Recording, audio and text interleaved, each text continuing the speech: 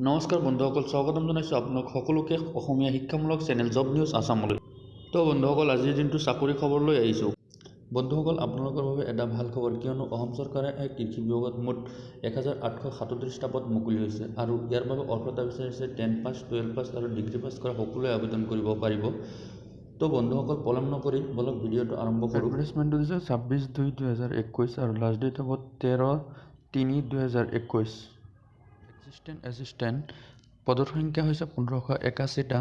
Salary হ'ব 14,000 পৰা 60,500 টকালৈ আৰু লগতে গ্ৰেড পে থাকিব 6,200 টকা। জুনিয়ৰ এছিষ্টেণ্ট হেডকোৱাৰ্টাৰ পদৰ সংখ্যা হৈছে 47টা।